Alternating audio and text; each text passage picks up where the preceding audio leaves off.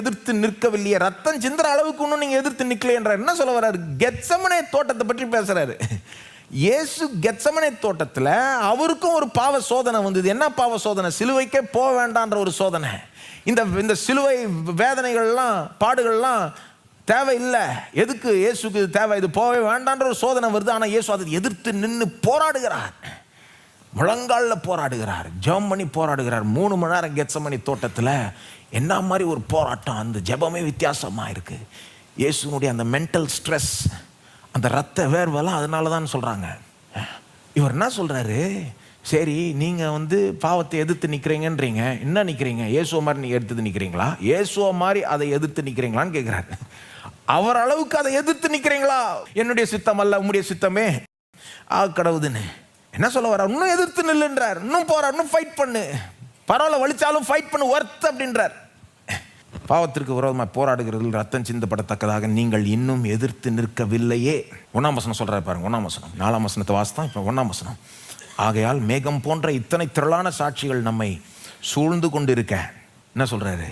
பெரிய ஸ்டேடியமே பார்த்துக்கிட்டு இருக்கு. மேகம் போன்ற இத்தனை திரளான சாட்சிகள் நம்மை சூழ்ந்து கொண்டிருக்க, பாரமான யாவற்றையும் நம்மை சுற்றி நெருங்கி நிற்கிற பாவத்தையும் தள்ளிவிட்டு விசுவாசத்தை துவக்கிறவரும் முடிக்கிறவருமாய் இருக்கிற இயேசுவை நோக்கி நமக்கு நியமித்திருக்கிற ஓட்டத்தில் பொறுமையோடு ஓடக்கடவோம். எல்லாம் சொல்லுங்க, ஓட்டத்தில் ஓட வேண்டும். இல்லையா? கிறிஸ்தவ வாழ்க்கையை ஒரு ஓட்டமாய் சித்தரிக்கிறார். இங்க ஒரு ஸ்டேடியத்தில் ஒரு ஒலிம்பிக் ரன்னர் ஓடுறப்போ அதை எப்படி நடக்கும் யோசிச்சு பாருங்க. ஸ்டேடியமே பார்த்துக்கிட்டு இருக்கு. அவர் சொல்றாரு, எல்லாம் பார்த்துட்டு இருக்காங்க. திரளான சாட்சிகள் நம்மை சூழ்ந்து கொண்டு இருக்க, பாரமான யாவற்றையும் நம்மை சுற்றி நெருங்கி நிற்கிற பாவத்தையும் தள்ளிவிட்டு. இந்த ஒலிம்பிக் ரன்னிங் ரேஸ் ஓடுறவங்களாம் பார்த்துருக்கீங்களா? எந்த பாரத்தையும் அவங்க சரீரத்து மேலே வச்சுக்க மாட்டாங்க. இப்போ நான் இவ்வளோ பெரிய ஒரு சூட்டை மாட்டிக்கிட்டு, இது ஒரு பாக்கெட்டில் ஃபோனு, இன்னொரு பாக்கெட்டில் சாவி, என்னென்னத்தையோ வச்சுக்கிட்டு இருக்கேன் இல்லையா? இந்த ரன்னிங் ரேஸ் ஓடுறவங்களாம் பார்த்தீங்கன்னா ஃபோனோடைய ஓடிட்டு இருக்காங்க. வாட்ச் கூட கட்ட மாட்டாங்க. சில நேரம் அவங்க சட்டை கூட பார்த்தீங்கன்னா லைட் வெயிட்டாக இருக்கும்.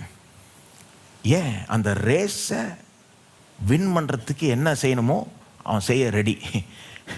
ரேஸை ஓடணும், ஃபாஸ்ட்டாக ஓடணும், ஜெயிக்கணும்.